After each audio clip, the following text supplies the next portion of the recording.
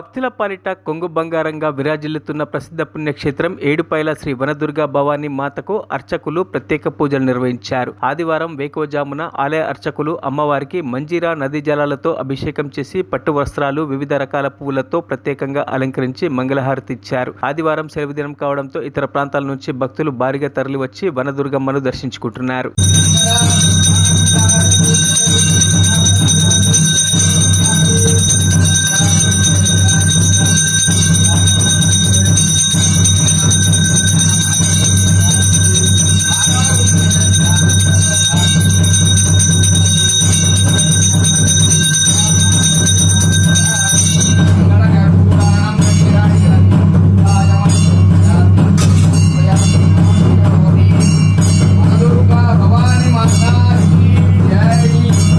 మరిన్ని అప్డేట్స్ కోసం మా ఛానల్ని సబ్స్క్రైబ్ చేయండి.